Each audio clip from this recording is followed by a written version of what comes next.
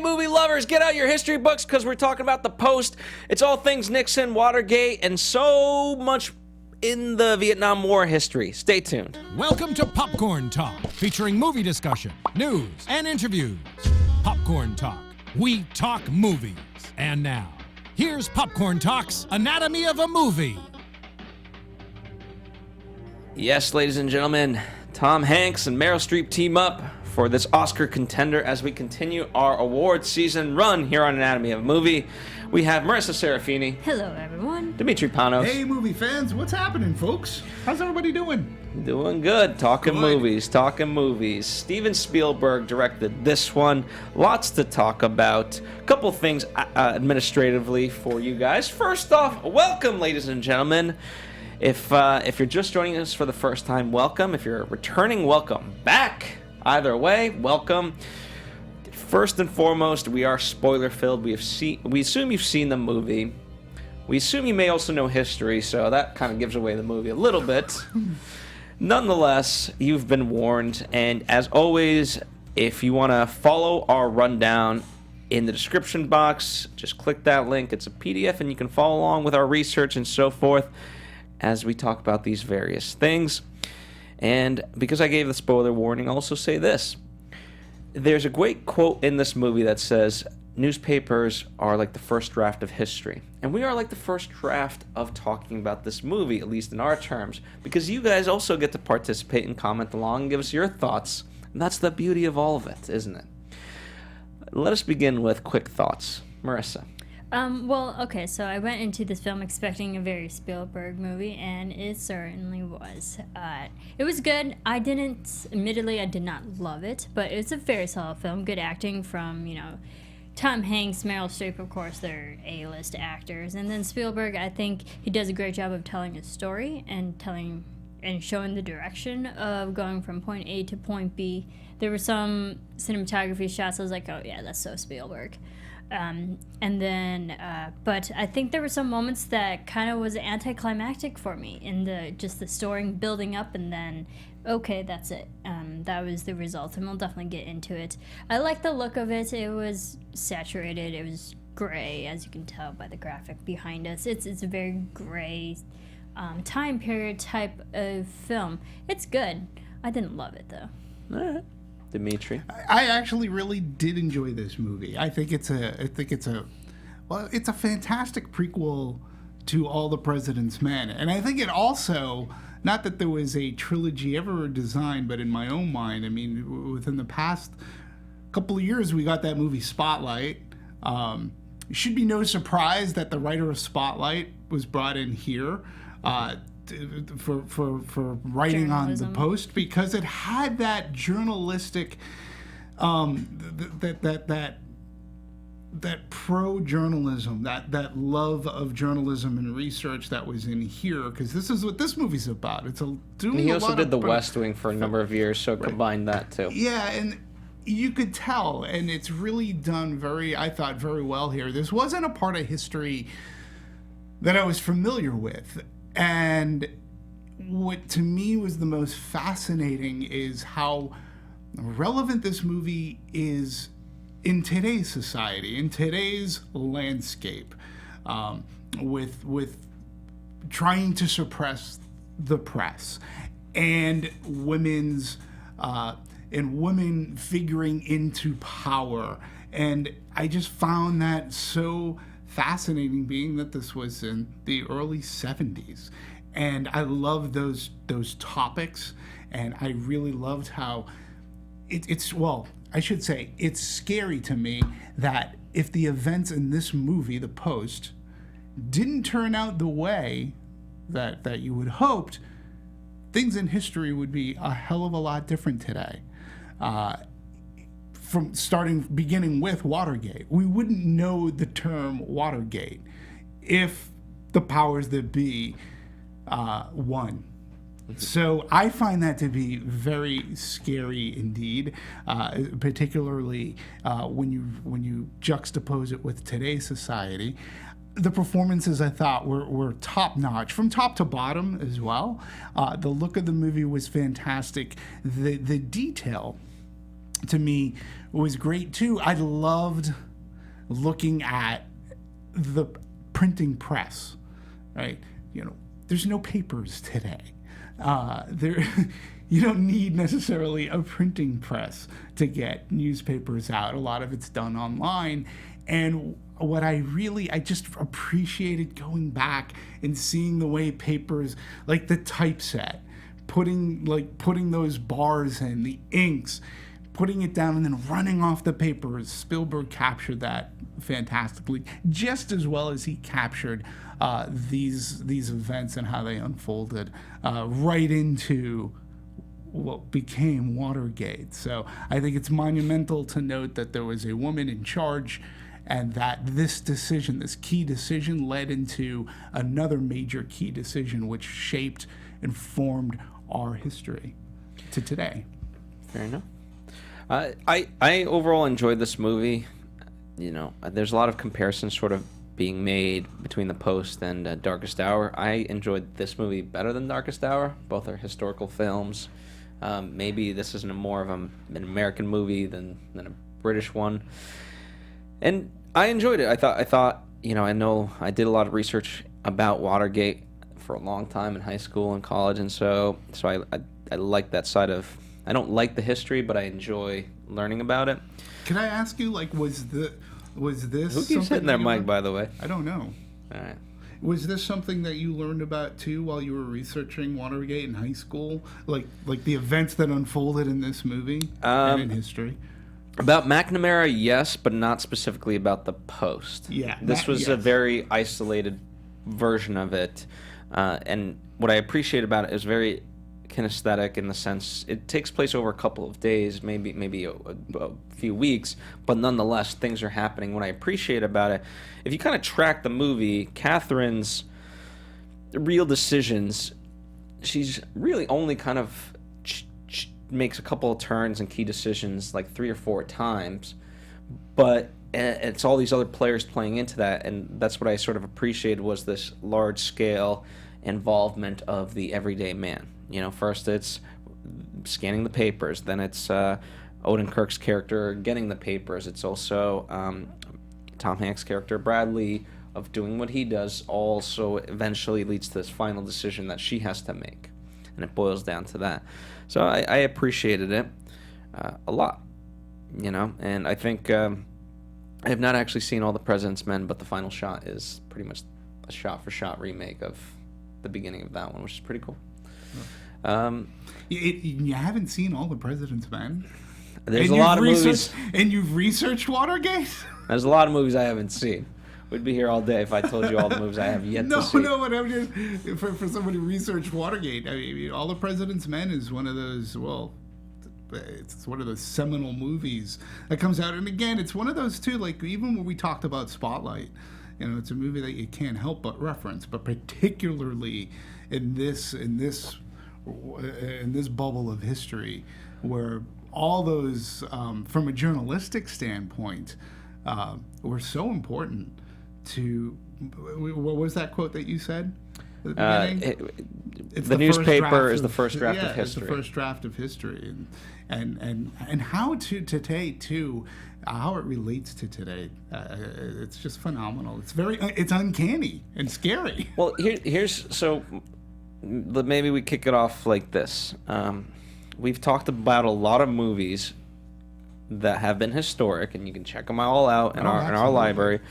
But oftentimes we debate how valid they need to be to the history. And something like this, there's a lot of people going around. In fact, let's see.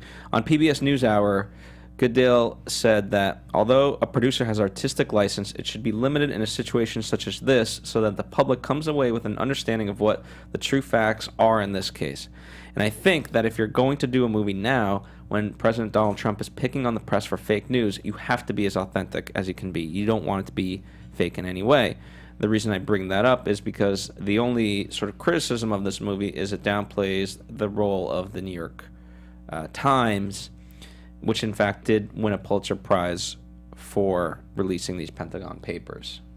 And yet the movie makes it seem like it was really the Washington Post that had a heavier hand in all of this. Yeah, and I mean, do you have to give a testament to the New York Times? Were the ones who kickstarted it, but it was also the Washington Post who were the ones who finished it, essentially. And they did play their key role, but unfortunately, the law got the best of them, because if they didn't have that, I forget exactly what you call it, the injuncture, I guess, against them, where they had to legally stop, they would have kept going, and it would have been called the New York Times, not the Post. So, and that'd be a completely different film. But I did like how it does show that because they are newspapers, it is a smaller industry. Everyone knows each other, and it's a smaller community. But they were all working together essentially to tell the same story. I like that solidarity in a way. Yeah, I mean, and to your point regarding the New York Times, I mean, and the Post. The Post was on the verge of just going away, and I think that's part of that's a key factor in this movie. There was a lot more at stake for the Washington Post at the time than there was for, say, the New York Times. And granted, they did get that Pulitzer for releasing those papers, but had it not been for the Washington Post to pick up that baton where the New York Times couldn't. And it made careers out of Bradlee, Graham, and the Washington Post, and only boosted the New York Times as well.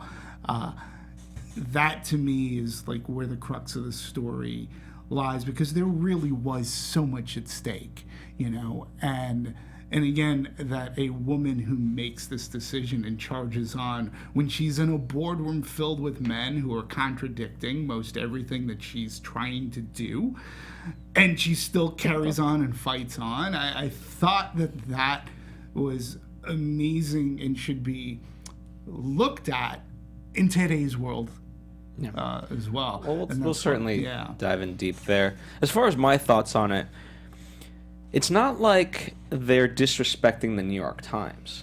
They have to be enemy, and they're not even enemies. They're just competitors, simply because of the nature of the game, as they say. But it's not. They're not saying the Times is evil. They just want to get the scoop that the New York Times is taking, and not to sort of. This is my own sort of viewpoint, but I think as things get global, I actually really think that all these major papers, whether the Post, the Times, and the LA Times, and then you can spread it throughout the world, should be, because of where they're located in the backyard of wherever, should have a huge hand in sort of reporting that, because it is a global effect. So the Post as far as Washington, LA as far as entertainment, New York as far as the stock market, and I don't know, I can't think of other stuff. Chicago Tribune as far as things going on in Chicago, deep dish pizza, I don't know. But anyway, so I think it'll be interesting to see how newspapers go on through the years. But since we brought up the subject of Katharine, let's talk about her. I think ultimately she wins out as a very strong woman. But it's interesting how they played her, because it's not like she always has the strength to begin with and just people are shutting her down. In that initial boardroom, yes, I get her trepidation as far as all the people not really making even eye contact with her, but she doesn't step up to the plate and say her script that she's been rehearsing for days. Right. So what did you guys take, as far as her journey? I love Meryl Streep as an actress. I've seen so many of her films, and she's an amazing actress. This one, I feel like, she played a quote-unquote strong woman, but I don't think it's one of the stronger roles that we've seen of women as of late. She was put in a hard position to make such a drastic decision that could tank her entire business that her family has built. That I can understand the pressure, and she did a great job showing that. But the moment when she actually made the decision, she was even like aware of it. She's like, yeah, let's do it. I was like, if you're gonna make such a strong decision, have some conviction behind it. And I love Meryl Streep, but I just didn't feel like this moment really sold as, oh, this woman's awesome, she made an amazing decision. No, she made a decision because she was being pressured.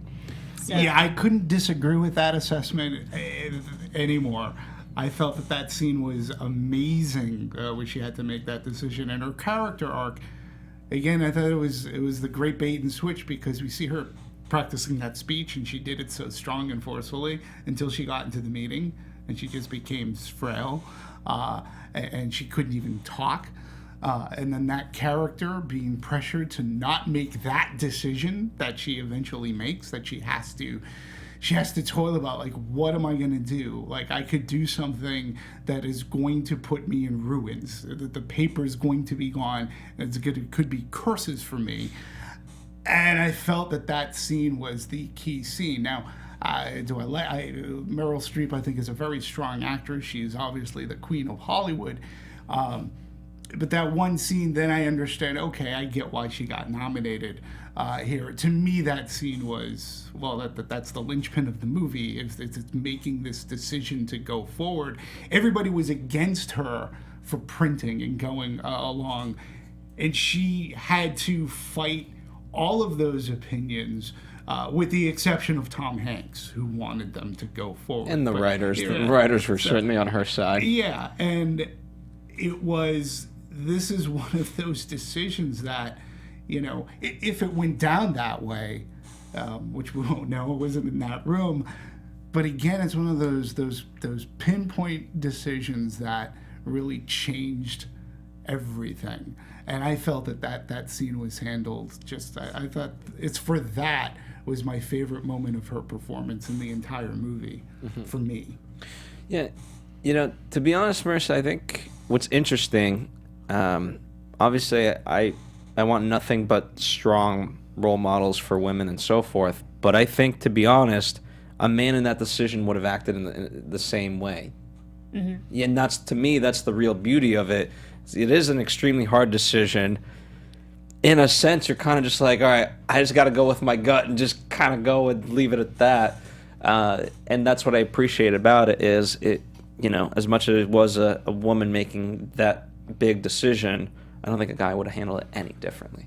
Yeah, and I love strong women, and you always hear me preach about strong characters in every anatomy show we did. But I just felt like I just got so tired leading up to this moment where every man was turning her down and giving any excuse to go against her decision, because it just seems like they didn't respect her whatsoever. They didn't give her enough respect that she deserved for keeping on a business that only she got by her laurels and by being married to the man who started it. And so, you can just tell throughout the whole movie that the men didn't respect her whatsoever. And then to have the audacity of making her have the actual decision in the end, it just seemed really contrived. And I know this is based on history, but just watching it, I think I just, as a woman, was already frustrated for her, and she made a decision that, yeah, it was a big decision. It was great. It was a great moment in the film. It was a pivotal moment in the scene. But it was very frustrating to watch. And I think so many different factors. There's so many factors, I believe, too, where the characters had to change, including hers. And this is something, too, that this movie brings up. That not many do, not like journalistic movies, but this movie really makes a point of it. And I was very fascinated by this, too, is their relationships within Washington. Her and her family's relationship with McNamara. It was brought up Bradlee's relationship with Kennedy. And how that can possibly sway how you write about a particular person. And the dialogue that Bradlee and Graham had about those relationships made both characters think about, going forward, what do I have to do? I have to change a little. And to me, that too was just one of those factors that led to her decision making in that. And again, it's not something that we see a lot of in these movies about press and how press can be. We know how press can be colored, right? But it's the relationships that these journalists have with, I didn't realize how close she was with McNamara. And in a sense, she was trying to shield him, maybe not, but when you factor in what's happening today, It's like, of course. That's what the scary parallels are crazy. But I'm glad that this movie brought that up, and because that is journalistic integrity. Yeah, and that's what she made her crux on going into the IPO. They said we have one of our missions is to serve the American public in the best way that we can, and to that scene of McNamara when he's saying like this study was done so it could be understood years from now when it's all in hindsight. Like, okay, but no, I got to do what I have to do, and I sort of appreciated that. There's that fine line between friendship but if you're a journalist, if something is said in confidence, yeah, you kind of don't necessarily want it to taint, but if you get wind of something else and unfortunately hurts your relationship, you have to. That's your job. Unfortunately, you've kind of taken that oath. Mm-hmm. Mm-hmm. And I think you're right in that sense that both Bradlee and her, that was ultimately their arc. Right. Did you find it interesting at all within the opening of the movie? We're taking, what was it, Air Force One or whatever back to the States, back to DC. And they bring in that journalist guy who talks to Daniel, and he talks to McNamara, and he just shoots him the truth. And McNamara goes, "Damn it, that's what I've been saying. That's what I've been telling him." And for like 2 minutes, they made McNamara look like a good guy until he got off the plane, and he totally contradicted. And they're sitting there watching and going, "Who are you?" But I liked how, again, they do this juxtapositioning of, yeah, I see what you're saying, but I can't go out publicly and say that. Like I have to back my president. I can't say what you're saying. I have to go by other means. Again, it was just another subtle detail when you watch this movie. And Bruce Greenwood's performance as McNamara was fantastic too. I thought it was very good. He did a really good job. Yeah. As far as it was Daniel Ellsberg, the real Daniel Ellsberg, who kind of kicked this off, and he walked out with the Pentagon Papers. And as he says in his memoir, he took a very calculated risk because his bag never got checked by security. But then again, he also didn't know the true policy of whether or not he was allowed to take papers or not. So. Just for future reference, if you have top secret documents, create a policy. Right. But if they had that policy, then none of this would have happened. Right. So, I did like that. I think Matthew Rhys is an amazing actor too. I mean, if you watch The Americans, he's amazing, and he plays an awesome spy. Mm-hmm. So to see him kind of play somewhat of a secretive character who has a big secret, and doing this all under the nose of the government. I was like, wow, this guy has balls. I think I gotta appreciate him for doing all that. Yeah. But it also takes a strong guy to realize that there is an issue and we need to get this addressed. If it's not coming from him, someone else has to say it. Right. And I like that he had the nerve to have that bravery and courage to scan all those documents. Take months. The patience. Take months to do this. Right. I applaud him. Yeah. I don't think I'd have the patience in today's day and age where the scanners are Right. much faster. Right. But to do it one by one, and those thousands. Over, right. And to also individually Double-sided, cut top right. secret off of every Yes. single page. I mean, that took I know time. he didn't even use like a paper, like stack a bunch No, up and they use a paper scissored cutter. that up. But again, talking about that particular scene, and there are a couple of others. It's when you're doing a movie about journalism, it can be tough to build suspense on certain things. We talked about that a lot in Spotlight. How do you make research exciting for 2 hours, right? Mm-hmm. But this movie made journalism and writing and going to the presses, it made it exciting. It brought a sense of like suspense. Is he going to get out of that building with those things? And that's another thing that I found to be engaging in this movie, as engaging as Spotlight was. And All the President's Men is truly an engaging movie with that. So I appreciate trying to take something that could be considered sort of boring, and you make it palpable, and you make it exciting. Well, they built up the stakes in a really great way. As far as continue the rivalry between the New York Times and them. As Bradlee says, like, anyone here tired of reading the news instead of doing it? Right. And so that it just kind of said it so. I get it. It wasn't meant to be funny, but it was funny as an audience member of like, yeah, you guys are just losing, and get to it. Right. And so that kind of they did a good job of interspersing moments like that to really get it going. Mm-hmm. Yeah. They also did a good job of just showing us the process of like whose hands the story goes to first before, like, once you have it written, it goes to the editor. Once it goes to the editor, it goes to this guy, and then it goes to this guy down in press. Like I think they actually did a good job of showing the process of who does all the checks and balances before any story hits the papers. And getting the newsroom together. Yeah. It's like, that's cool. That was and something for like this is when they have to get the lawyers' involvement.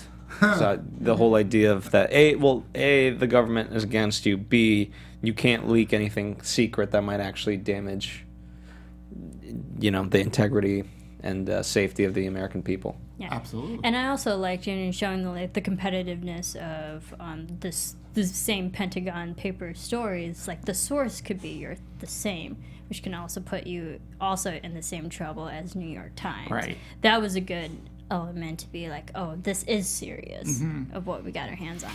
And it was such a multifaceted story.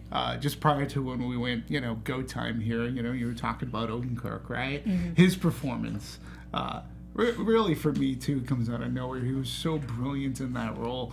But his story is different from our main story because he's the guy that's following breadcrumbs, even sometimes when there are no breadcrumbs, and to say they'd meet a dead end, he's in a brick wall, and it's how can I overcome this? His story was equally as fascinating in the way that he played it, both in the newsroom and outside of the newsroom. I thought was fantastic and a great thread to follow through, because everything just comes together. He was great. An Illinois person, as you. Yeah, Illinois native. And it was just the subtleties of everything, like him dropping the coins and then dropping the phone and having to pick it up. Like, hey, hold on, I got a notepad. Hold on. Right, that was a painful scene to watch. I was like, oh, I'm so glad we don't have payphones anymore. Whew. But even you could. The irony is you can substitute it in a completely different number of ways. In today's day and age, but it also showed the length of that character, what he was willing to do and go through just to find the source of like what his journalistic integrity and the lengths he did as a writer, as a journalist. Yeah. And it all started with a lot like oh well, I know somebody, let me try that. And his tenacity was just very well played out, where you were rooting for him. And if he hit a roadblock, you're like, damn, But you're right, the detail in like trying to write, it's like, God damn it, I dropped it. It's like Google wasn't around, so you actually had to go to the person that you knew. Absolutely. True. It's the old school way of finding information. Yep. Let's talk about. I know it's a smaller thing, but I thought interesting enough. Bradlee and his wife. Because in the midst of all of this, she's just so supporting of her husband, and not even that. Like he's not even home often. But then when he is home, he invites everybody, and it's just a bombardment. And that would be bad enough. And you could say like, okay, she's just gonna be a little bit distant. No, she makes some sandwiches, and so I thought So let's talk about that. I'm glad you brought up Darkest Hours, because that's what Tony Bradley, played by Sarah Paulson, somewhat reminded me of Evie? Clementine. Of Clementine. Clementine. Very supportive. Knew her husband's world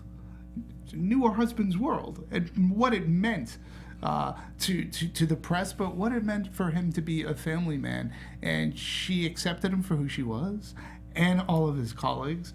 Sarah Paulson, I thought, was really good in that role. And she helped keep things together for the family and the scene where she's making him sandwiches was really great. And it wasn't because she was ordered to necessarily. It wasn't like she was like, hey, these people need some food, and I'm going to be part of this. Yeah, and that's when I look at the movie as a whole. That's what I meant when I said I appreciate everyone's contribution in all of this. Right. I like Sarah Paulson. She's an amazing actress as well in every freaking thing that she does. Such a small, minor role, but also important to Bradlee because you can tell that it weighs heavily on him as a person, on their family. He's hardly home, and when he does home, he's working. So, but it also takes a strong woman to just understand what he does and everything that he goes through. So I like that small minor role. Could have easily been played by someone else too, but Sarah's just great. But here's the thing, small minor role, except for the most pivotal moment when she gut checks him like, hey, listen, you have nothing to lose here, buddy. So F you if you think your head is on the chopping block. Right. Mm-hmm. You know? Like, you can get another job. You're good. It's her that loses everything. He's like, oh, crap. Yeah. Yeah, I mean, she had her moment too. But if you were going to make comparisons to Clementine had more emotional moments with Winston Churchill. Yeah, that were way more understanding as a wife. I think she was saying that more as a wife for a career, but not as a person. Yeah, I mean, I see what you're saying. I just again, I always comparing them to as that emotional support, being there, understanding their husband's world and what it means. And still, both characters, strong women characters, good women characters, and they contributed amazingly. Like, Churchill's wife wasn't making sandwiches, but she did gut check him. She was his conscience, right? And in this movie, that's a pivotal dialogue, and that's the parallel I'm drawing. Yeah. Paulson, perhaps maybe somebody else could have played it, but Paulson, it was good to see her in this role, and she did it really well. And I bought the chemistry. More importantly, I bought the chemistry. I was trying to get over the age difference, but okay, yeah. I didn't really see the chemistry, but it was good. I mean, it wasn't. I wouldn't categorize it as a rom-com, but I saw love. I mean, no. In all seriousness, it's not your stereotypical oh my God, I love you, you're so sweet. But it was, to me, it was a far deeper and more meaningful type of love. Yeah. Anyway, so I definitely appreciate that. Where did I want to talk about next? Let's talk about the board, if you will, or whatever you want to call it, the opposition. We want to get the IPO, but the board, board, the Washington Post board. Yeah. I mean, it's always interesting because at the end of the day, as far as the way they criticize Katharine for not having an intimate knowledge of the quote newspaper business, it seemed like they had far less of it to begin with.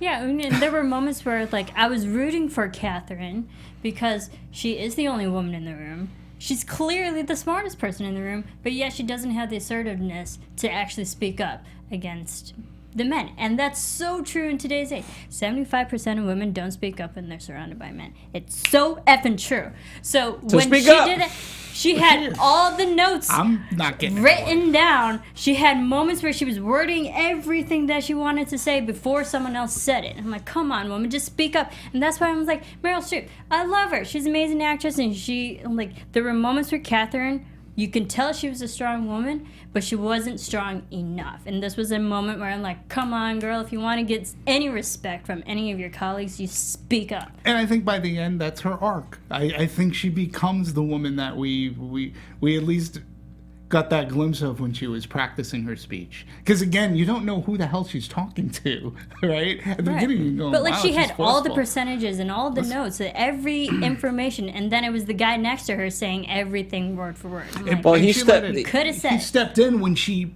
just clammed up. Yeah. Somebody had to. I was rooting for her. I was like, this is a moment where you could have been strong. But at that point, she just needed a victory.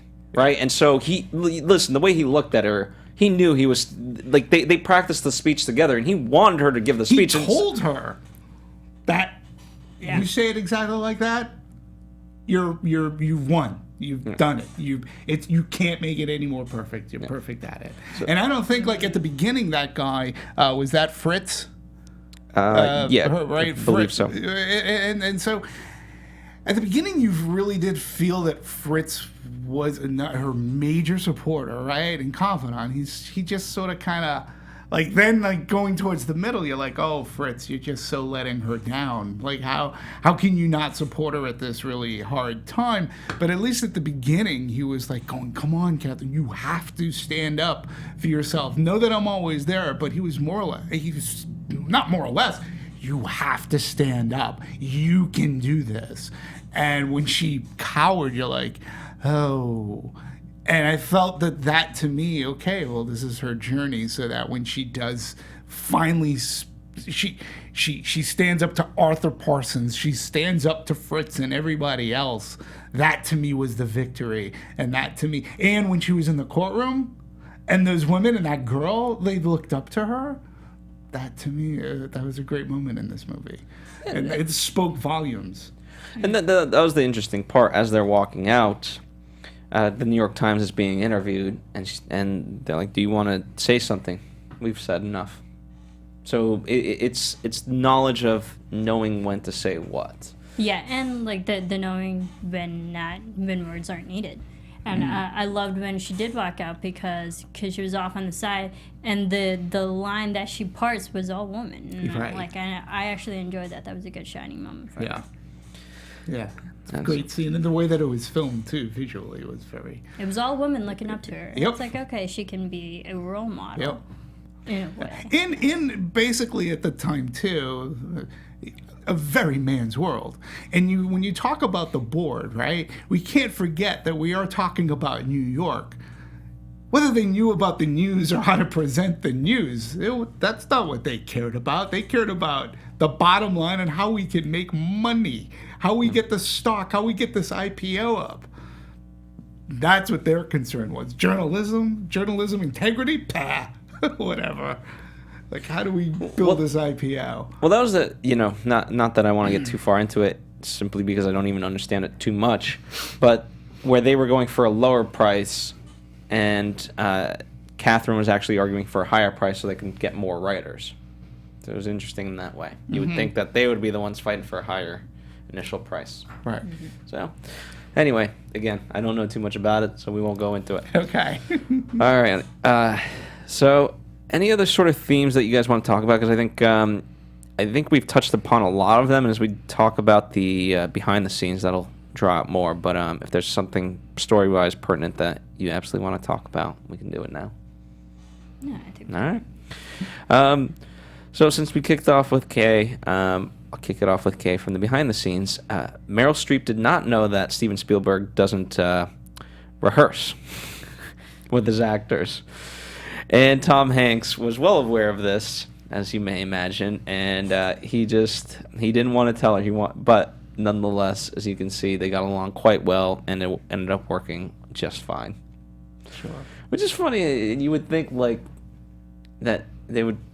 Steven Spielberg's done so many movies, and Meryl Streep's been in the business so long that you would think that she would at least know that about him. Somebody that she knows everybody. Somebody who she knows, who's friends with, right? Would have said, "Oh yeah, no, I just finished this Spielberg movie. Wow, he's so, he doesn't even rehearse. Oh, that's nice." I agree with you. Yeah, it's kind of interesting. But I think it just shows that she's such a veteran actress. It's like, yeah, you might be shocked in the moment, but she rolled with it, and you can tell. I mean, it didn't really affect her performance. No. So. I mean, let's look at this here. I mean, we are looking at some of the elder statesmen of cinema today. Steven Spielberg doing this for 40 plus years. Tom Hanks as well, Meryl Streep. They've each played and directed various types of movies. Putting these people together, not only does it make sense, but it's a testament to their professionalism. So you know that Meryl Streep is oh, no rehearsal, okay, well, however you want, Steven. And you know, yeah, Meryl, I'm sure you can handle it. Yeah, okay. But even the cast around them, again, Bob Odenkirk, I mean, very... I don't want to call him an underrated actor, but I don't think he's finally getting the praise that Bradley Whitford, he's been around for a long time. So they're all very knowledgeable and so forth, and they did quite a fantastic job all around, every single person. And when they started, like Odenkirk too, was a comedy-ish kind of guy.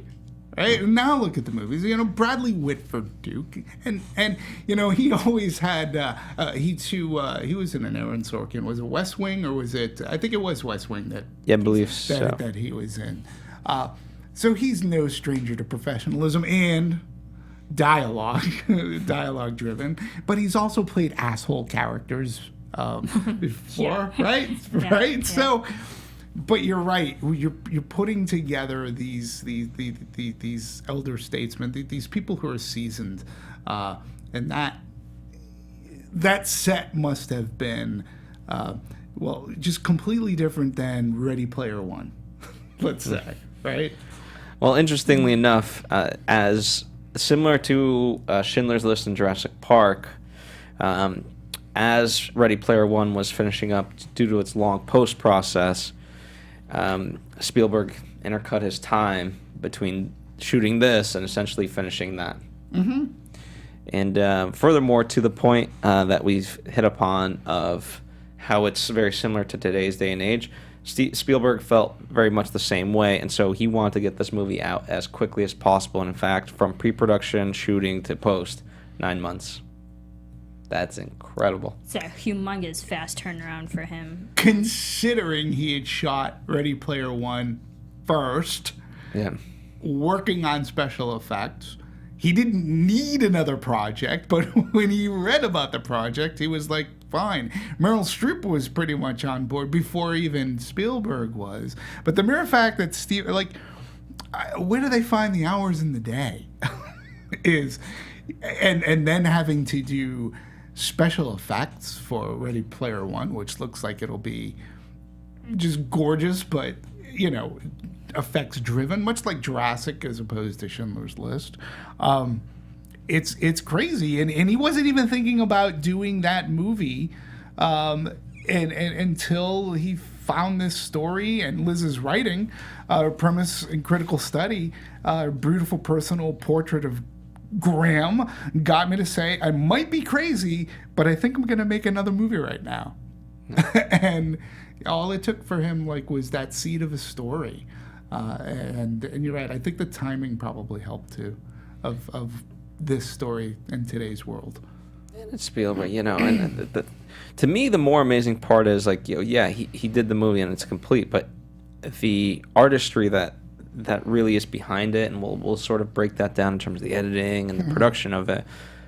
That's amazing. It really is an Oscar-worthy movie. Yeah, and he was in Italy. Christy Makosko-Krieger has worked with Spielberg for a couple of decades now. She goes, we just turned everything around in a day. I called everybody and said, let's wrap it up in Italy. We're going to make a movie in New York in 11 weeks. 11 weeks, you're bringing this crew over. But he's pulled it off, and you're right. I mean, it's the man's imagination and visual artistry of storytelling is really unparalleled. There's only people like Martin Scorsese. I mean, they're all within this certain... I mean, they all sort of came up together. He's just... the artistry of it all is amazing. And at his age, too, that he keeps on going. And it's just what he's done.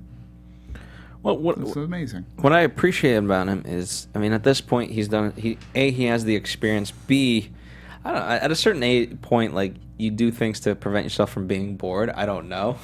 I'm only speculating. At least for me, that's how I. And so, I've seen multiple like behind the scenes where he's shooting one thing, but he's already telling them how to set up the next thing, right? And boom, boom, boom, and that's how he's able to just be so fast. Yeah, you know, Right, remember and Spielberg has an amazing documentary yeah, out on you and I. HBO. Right. We were talking about Absolutely. that. It's amazing, and like Spielberg, he's just such a director. Like, he has a vision. He is a visual director. Where I mean, we talked about it when we were doing Close Encounter of the Third Kind. Right. Like, he has such an eye for detail, and he just knows how things are gonna flow from one thing to the next. So to turn around an entire movie from beginning to end in 9 months is like, yeah, that's Spielberg, because he just knows how everything's gonna flow.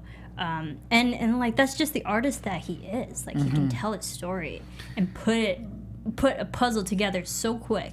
You have to plot him, and he's done it for years. He's the reason why we have the word blockbuster. Yeah, Come on. absolutely. And I, if you haven't seen that documentary, go check it out. Yeah, HBO. it's literally HBO. called Spielberg. Yeah, I know, HBO on demand if you have HBO. Yeah, But it's yeah, fantastic. I was going to mention how you and I were talking at some length about that documentary, because you do get into an insight as to how the man works. But you know, just to get into a little bit of his history, you know, starting by doing TV, whether it was Hitchcock, Presents and whatnot, and making his leap into movies, and the way his thought process is, and how to put a camera and where to put it, and how he visually tracks things, which is great.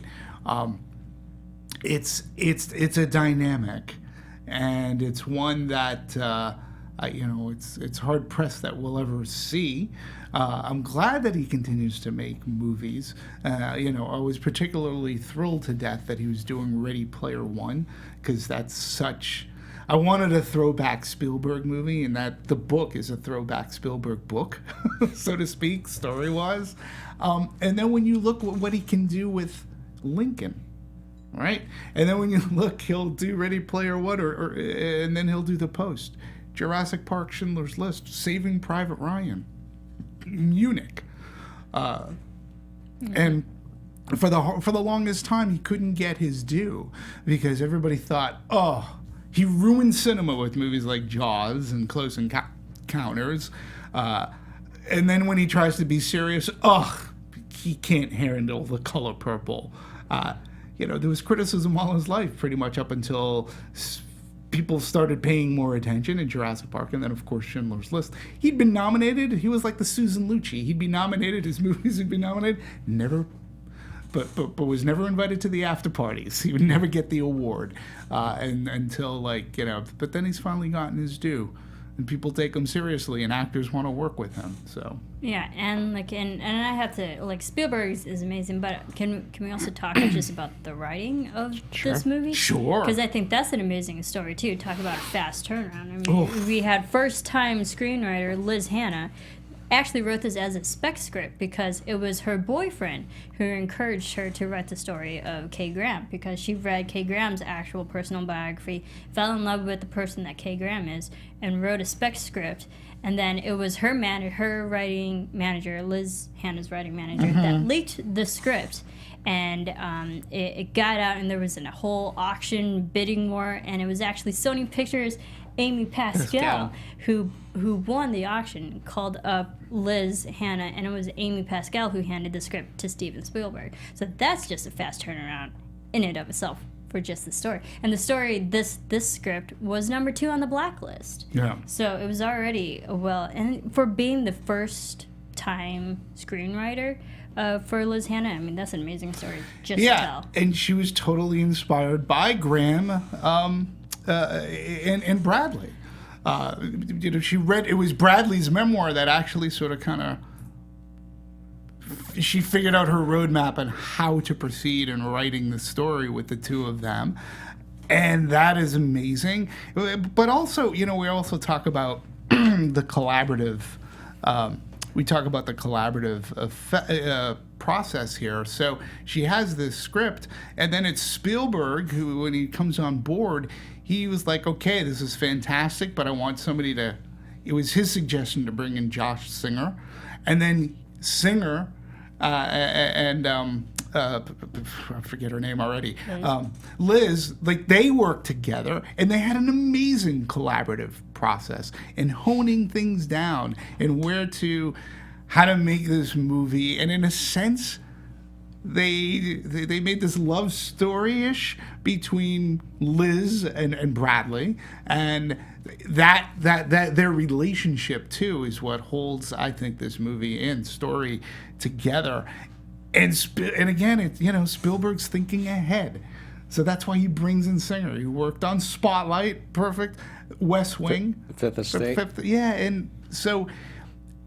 The collaborative process here. Liz didn't have any hubris about herself. She didn't, okay, let's work. Yeah, we're going to work together. And they both really come out adoring each other and respecting one another's craft. Yeah, and Liz even said that, she's herself is not a 55-year-old woman in 1971, but she does know what it's like to be a woman. She quotes, I know what it's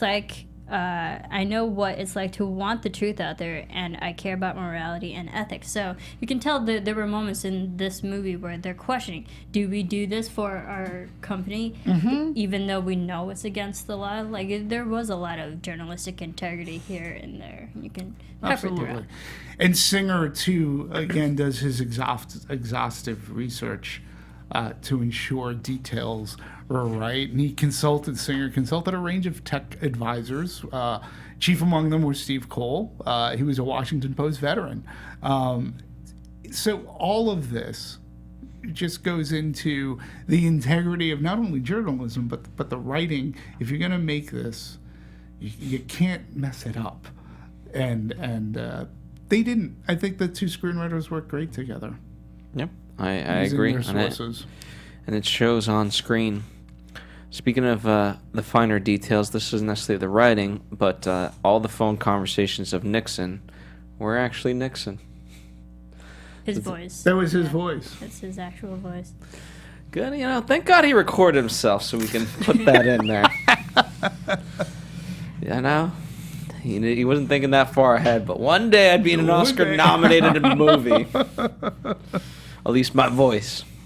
So. But it also just shows how much he was involved and he knew what he was doing in making all these decisions. Yeah.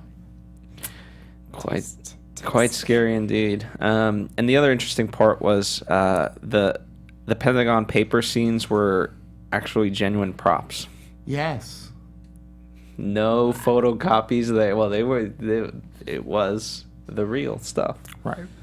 So that's pretty cool. Yeah, authenticity. Like that.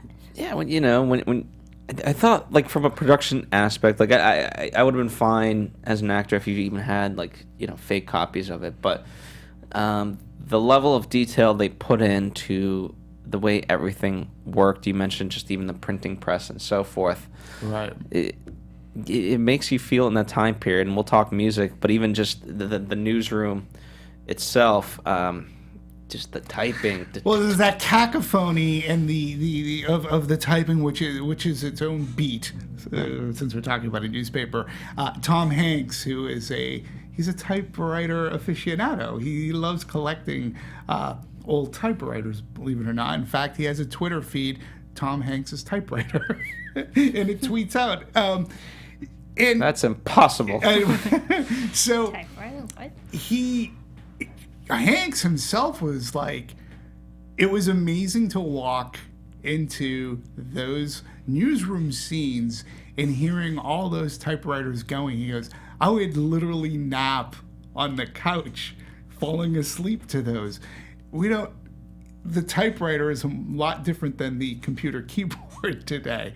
And it was anytime, even when you see the Richard Donner Superman, when all you're listening to is the typewriter sounds. Of course, All the President's Men, same thing.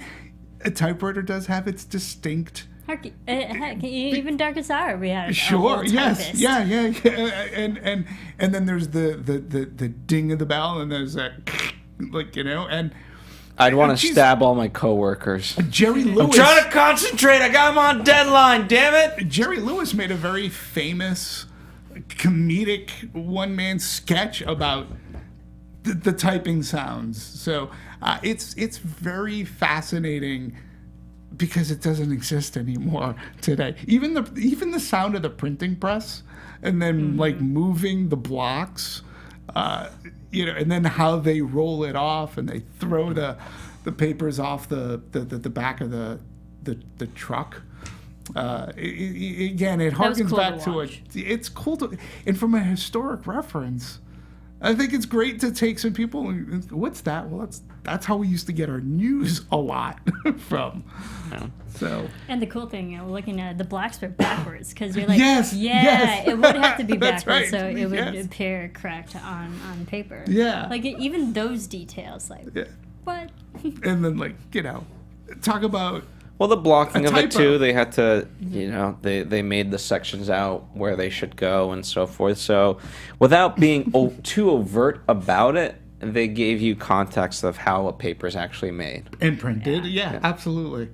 So I did appreciate that. This, since we're on the subject, I know this kind of skips forward a little bit, so we'll come back. But John Williams, that was his biggest worry of like, where the hell are you going to play some music?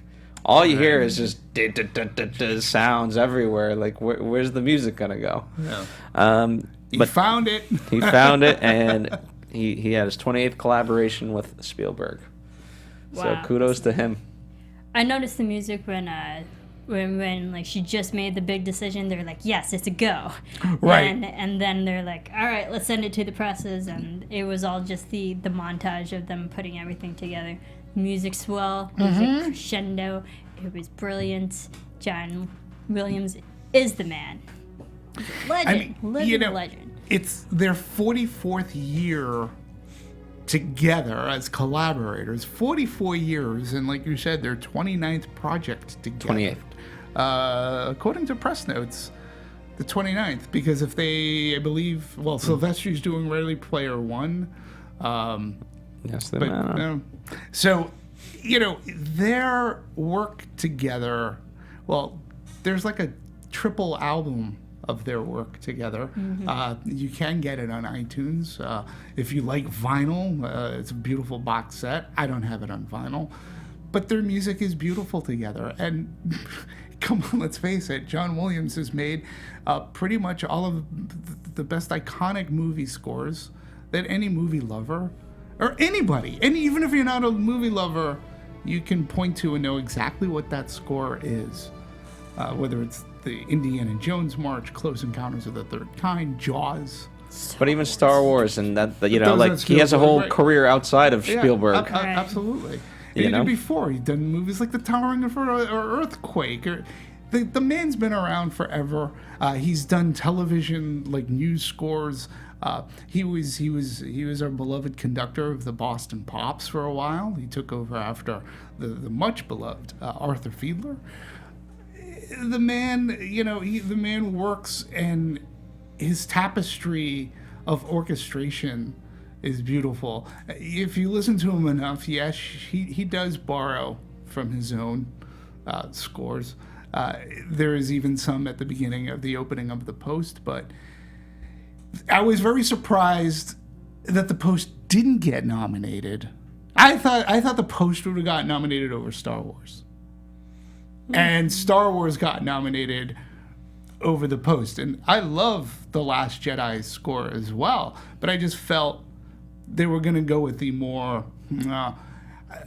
like original. Like, this isn't based on his previous ones. Everybody knows Star Wars theme, but It also depends how they were pushing it. Yeah, I guess. But the way it seemed too, though, was that he was going to be for The Post.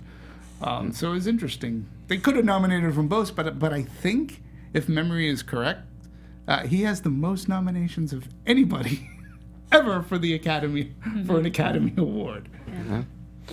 Even more than Meryl Streep. Even more than Meryl Streep. Alrighty.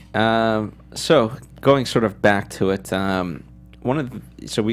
you talked about, Marisa, how you appreciate the colors and so forth. Interestingly enough, this is his first movie since War of the Worlds that used an aspect ratio of 1.85 to 1, which is to say overall, not as widescreen as it could have been. It's more, it's not squarish, obviously, but It's more of a box. Yeah. And I, while that's a very technical jargon, what I liked about it is you really got to see the newsroom. Like, it allowed you kind of to see both spaces fairly well in terms of width and height. And I appreciated that. It made it feel, I don't know, homey, if I had to give it a word. Well, I'm glad you brought that up because it was a means of 70s filmmaking. And they actually shot on 35 millimeter. One of my favorite Spielberg uses. loves films. So. Right. And he wanted that early 70s style, and it was all about color, temperature, and palette. And then it was about the writing, or I should say the lighting, and how the costumes were reflected.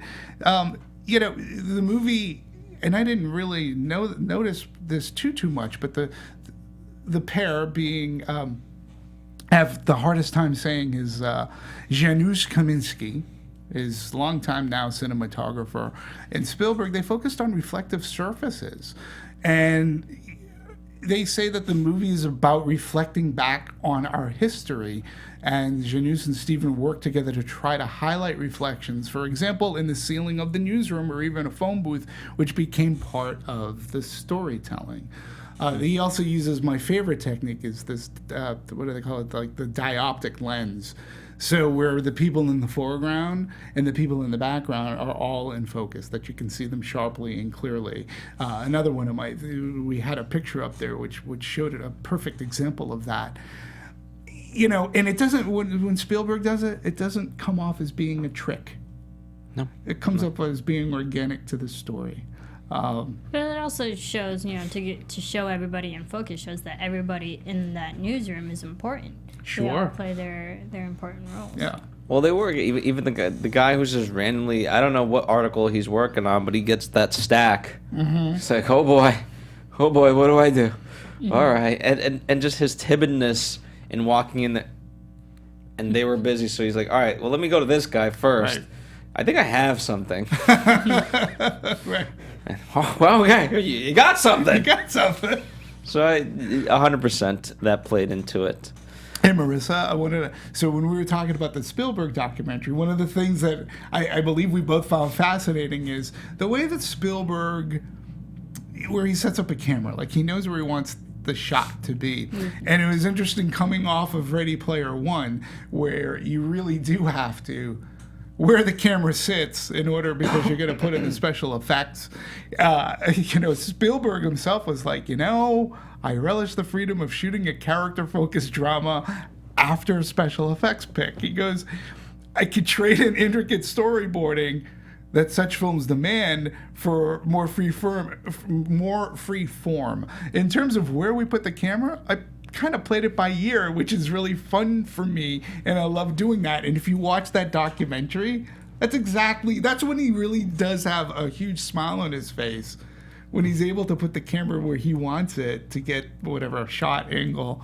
And you saw that here in this movie. Yeah, I think one of the key shots that really stuck with me in this film was when we had Bradlee and Kay, and they were walking to that restaurant place. There was movement, and then it literally follows them. They're sitting down. It goes in like a big semicircle kind of direction, and they're sitting down, and then they go off on a 5-minute dialogue, and it was all in one shot. And I think that was it was amazing acting, just for keeping up with the momentum of just the camera movement, but from going from movement to sitting down and following the same story. And then you go, how does he not rehearse?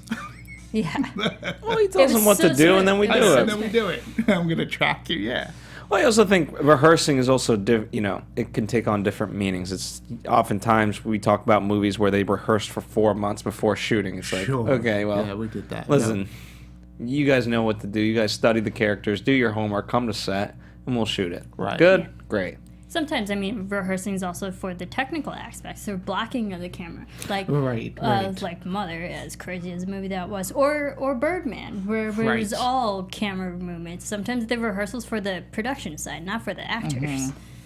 Yes, indeed. All right. Well, another fascinating aspect that I appreciated was as they were shooting this, it was being cut, and then 2 weeks after they called a wrap, we have the movie edited. Insane. 2 weeks. That's better than our friend who did All the Money in the World. Why am I blanking on his name? You know. Oh, who. yeah, Ridley Scott. That's it. Yeah, Ridley Ridley Scott, yeah. Well, he That's had to insane. go back and redo Yeah. a lot of things. That's insane. That's good. Granted, I'm sure they made a couple of changes and stuff like that afterwards, but to have the overall movie be in its near completed form just 2 weeks after finishing, that's insane. Yeah. That shows everyone's hard work all around. And I don't mean yes in terms of the hours put in, but also just the mechanism of the beast, if you will. Yeah, and it goes.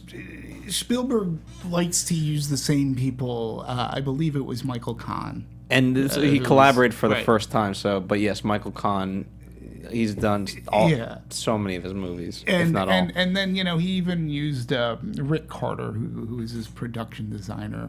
So all these people understand each other's language, and workflow. And again, I think to Spielberg's point where he said about coming off of Ready Player One, when it's a more humanistic drama, I think for him it's like, whew, yeah, I don't have to worry too much about special effects here. I already have it in my head, and I don't have to worry too much about post, about what I'm putting it in and how I can move a camera angle or something. So, what you see is what you get. Yeah, pretty much.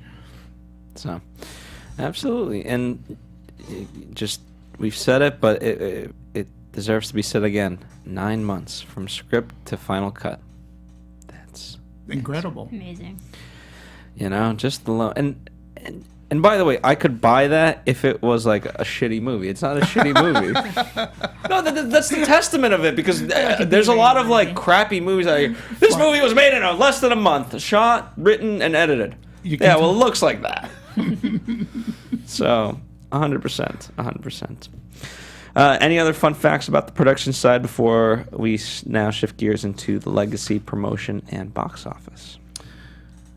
Well, again, I think Rick Carter in his production design and doing the post newsroom, they really used about 10 photographs to guide him, but they didn't really have photos that would show everything, so it was partly an impression of what it would have been like. And the first thing you see in the post newsroom at the time was vast, transparent place. It was completely open, a hodgepodge of desks, typewriters. It's a time that doesn't. We're leading into an end of an era when you're talking about reporting, and I think that they captured that. You got that mayhem of a newsroom. I felt as if I was there, between the editing, the sound editing, obviously, the sights and sounds of what was going on, and all these people just seemed very comfortable in their environment. So, and they were and he's working with mid-century typewriters. So this gentleman, Burton, scoured the earth for the Xerox machine that Daniel Ellsberg uses. And the copy. It was a Xerox 914, and apparently just really wasn't that easy to find. And why would it be? Because it's so efficient. Because it's I've been watching this film, and when he's actually copying the thing, I was like, wow, that's an old machine. I literally had that thought. That's an old machine to hit the copy button. It's so old it copied in pencil. So that's why it took months. That's why it took months. Yeah, I was that patience. Like, thank the Lord they actually had the patience to go through that, because I didn't even have patience just watching it. Like, they had some fast cuts around it, and they showed the monotony of it all. But I was like, still, oh my god. Yeah. Right. I like the build up though, like the one scene where Odenkirk, when his character goes to get the papers from Daniel. And it's so secretive in that motel room. But the lighting was so harsh, and so you knew that like something was up. But all the papers spread out on the bed and all throughout the rooms. Compared to now, all the papers now being read, spread out in the house, it was just like, whoa, thousands of pages. And talk about a continuity nightmare. They had to like match up because none of it was in any kind of order, like whatsoever. Again, that just goes to their tenacity and what they had to do to pull it all together. I did like that scene that was on the plane. I mean, it's in the trailer. But it was no less entertaining watching it within the full scope of the movie about buckles it up. Oh, what do you have in there? Secret documents. And you're like, yeah. And no one questions it. Nope. Okay, yeah, good. okay. Well, listen, I think he played it off so well that she's like, okay, it's a joke, but, obviously it's something important. Right. Anywho. All right. Well, the Post premiered at the Newseum in Washington, D.C. on December 14th, and thereafter it began a limited release in December of 2022. December 22nd, 2017. And, that way it made it eligible for the Oscars, and then it got a wide release January 12th. Yep. Let me ask you guys this. What do you guys think about Tom Hanks not wanting to come to the White House for a special screening with Donald Trump? He didn't want the movie to be shown. I didn't know if we were going to go down that route. But. I just ask because, I don't want to get too political, but I think, if what the message of the movie that you're trying to spread, go to the person who you think would need it the most. Yeah, I don't know. Nixon. Shoot. Yeah, But yeah. I don't know. Again, that's just my quick thought on it. But it's his prerogative whether he wants to see a movie with whoever he wants or not. Where they screen it. And if he mentions I don't want to see it with Donald Trump, then fine, okay, sure. It's his choice, but right, exactly. But but was it screened for the White House at the White House? I'm surprised Meryl Streep didn't say that. She hates Trump. Yeah. So what do we know? But that would be the irony to me is Meryl Streep with Donald Trump making him watch her movie. Do it. Yeah.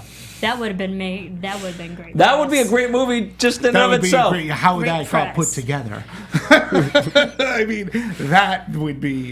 That is another movie. It's interesting because when it opened in December 22nd, only 9 theaters it opened at. It came in at number 20. And it did $526,000. So. But currently, domestically, it's near 70, which is nothing to sneeze at, considering the movie. It's not a superhero movie, and it is a little bit of history, right? Mm-hmm. So, but worldwide, we're also looking at over $107 million, and I think we talked about Darkest Hours, worldwide being $107 million. So, obviously, I think it's a good niche. Then that people do want to see it. It tells a good part of history. I think it's multi-level, multifaceted, and considering its production budget was about $50 million, and my guess, Fox has probably dumped $50+ million into. They're doing an Academy push, so that always costs money. We'll see. We'll see how it pays off. In the end, bottom line right now is it's got the publicity of being, in today's world, and being an Oscar-nominated picture. Right. Yeah. They definitely were pushing for the awards because I remember when this movie came out, limited, because we're here in LA, we get it first, but it was already nominated for Golden Globes. True. And no one was able to see this movie yet. And I'm like, come on, you can't already put this up for awards just because it has Spielberg, Hanks, and Streep in it. And I just remember thinking, it's no one has seen it yet because it's literally in no theaters. Mm-hmm. So I was like, all right, they're making an award push. But watching it, it's a solid film, sure. Sure. And through the performances, you could see why it was nominated. Will it For win sure. anything? Meh, we'll see. really, no. But, it's... I just think that... I hate to say that with a word it's an important movie, because that means, it's a movie you have to take medicine with. I think it's only important in the time frame of which it's now released. And they made a conscious effort to get this movie out now because of everything that's going on. There was no mistake on the release dates for this movie and getting it out when it is. So now, can you look at this as a political movie? Sure, you can make almost anything political these days, but I think the important thing here is thematically. What did it mean to our future history from a politics side, but from a journalistic side? Because if things had gone the other way, could you imagine how hard it would be to get that back? That political, that journalistic freedom back. Well, here's the scarier notion, right? There's a saying that I've heard oftentimes. I don't know if you guys have heard it, but there's a guy who goes through a city and he's like, "Wow, this city has 10,000 hidden cameras." Oh yeah? Well, how many did you miss? You know what I mean? Like, if they're supposed to be hidden and you were able to count 10,000, like, there's obviously way more than you ever thought. Right. And so where I'm drawing a parallel to that is the scary notion is that, okay, we caught this part of history, but what atrocities, if you want to call them that, Right. are we not able to catch? So, and I don't, I'm not trying to just say in today's day and age and just make it all about today, but just in general, and then from then till now and ongoing. Yeah. And I do think this movie, yes, it's very relevant to today's day and age, but again, the irony being, I think it'll be relevant 20 years from now, 30 years from now. Like, Yeah, it's just, I agree. But it's not just for the press and journalism too. I really think it's relevant today for women empowerment. Again, she was head of a newspaper. She was head of the Washington Post, which has a name for itself today. That paper, I didn't realize how dire straits that publication was back then. And to me, that was, wow, that's crazy that paper could have gone away. And it being led by a woman who made this seminal decision, I think is inspiring in today's relevant market. So, and I'm not even sure, like, I think when everything was coming together with the script, I know that's one of the reasons Spielberg picked it. Politics aside, you still have a really good story here too, with Katharine Graham. and I think the third sort of takeaway is also, yes, journalism, yes, women, but also in terms of a voice for the American people. When you look at the ideals of democracy, we're not supposed to have dictators and so forth, and I'm not saying we necessarily do, but there's supposed to be checks and balances, and the American people have a right to be heard, and sort of what they want should go, and sometimes it doesn't always go that way, and they aren't heard. Right. And I think just the backdrop of the Vietnam War, which was so controversial Absolutely. in and of itself, with having the reveal of these papers kind of validating the fact that everyone's like, yeah, we shouldn't have gone to war when you knew how terrible it was. Right. And I think just that relevance too also hits with people because people are still alive that affected them back then. So, Absolutely. and the people who are seeing this movie are the people who were alive back then and are still now. Yeah, and I don't know about the audience makeup of the theater where you saw it. This I can say. Generally, it was over 66% of the audience was over 35. I guarantee you, I was the youngest person in my theater. The youngest. Yeah, and I was I saw this movie in East Greenbush. It was during a snowstorm, so it wasn't overly crowded. But the crowd that was in there, it was a bit older. But I will say this: I was walking out. All I heard around me, that was a great movie, wasn't it? Wasn't that amazing how they showed papers being done? Wasn't that an amazing movie? And I heard that multiple times because coming out with dozen or so people that made it out that night. So that was like, I was like, okay, so it wasn't just me. I really enjoyed this too. And I was like, yeah, that was a good movie. Well, it was an A on Cinema Score, 88 98% on Rotten Tomatoes with 301 reviews as of now, or last I checked. And, people overall liked it.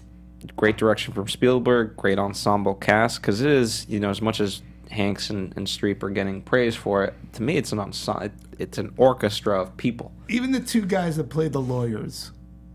Fake Matt Damon. Right? I mean, he's a little chubby Matt Damon. I thought the same thing, because he's also in the USS Callister episode of Black Mirror, and I was like, it sounds terrible. He's the poor man's version of Matt Damon. Yeah, he was in Battleship too, I think. That makes sense. Fair enough. So yeah, a lot of people are liking it, and obviously nominated tons in various categories. So we'll see what happens. And much like Darkest Hours too, I think ultimately it's a crowd pleaser. It's a movie that people will walk away, and it's a crowd pleasing movie, which, hell, I'm all for that in this day and age. I like to come out of a movie feeling pretty good. Go see Paddington 2. Go see Paddington 2. That's a real crowd pleaser. Telling you for sure. So, yeah, and then I know you like quotes, Bill. So Sure. I have this one comes from Katharine Graham, where she says, some people enjoy competition and dust-ups, and I wish I did, but I don't. But once you have started down a path, then I think you have to move forward. You can't give up. And that's pretty much what this movie is ultimately about. Those are great words to end on. Indeed. All right. Well, thank you, ladies and gentlemen, for listening to us and hearing our thoughts. As always, you can comment, let us know your opinion. And furthermore, if you haven't already done so, what are you doing? Subscribe. That way you get all the episodes. You don't have to listen to all of them. I'm sure you don't see all the movies we cover, but hey, when we cover a movie that you have seen, check us out. Or, even in the future, you don't have to go rush to the movie theater necessarily, although we do encourage it. Check it out when you have seen it. And furthermore, the biggest thing you guys can do for us is spread the joy that we're out here doing what we do. So if you have cinephile friends, let them know we're out here. And you know what? Let them check it out. Maybe they like us, maybe they don't. But at least they know about us. In the meantime, where can people interact with you, Marisa? Everyone can follow me everywhere at Serafini TV. And Demetri? At DMovies1701. Look at that. That's not the year he was born. No, but although people have commented that it could be. All right. And I'm at Phil Svitek. We are on at the Popcorn Talk. That's the network. And of course, we are Anatomy of Movie. Thank you guys as always. Check out all the great shows we've done in the past. And we will continue to do great episodes moving forward. In fact, Marisa and I, just today, we will be covering Call Me By Your Name. My name is Phil. And of course, we've got other stuff in the works. Black Panther. Well, we got Black Panther. We've got 3 Billboards to go. So lots of stuff for us to still cover, both new and kind of in the Oscar realm of things that have come out already. Best Picture films. Yes. So lots to talk about. Thank you guys as always. We'll see you next time on another Anatomy of a Movie. Bye. From producers Maria Menounos, Kevin Undergaro, Phil Svitek, and the entire Popcorn Talk Network, we would like to thank you for tuning in. For questions or comments, be sure to visit popcorntalk.com. I'm Sir Richard Wentworth, and this has been a presentation of the Popcorn Talk Network. The views expressed herein are those of the hosts only and do not necessarily reflect the views of its owners or principals.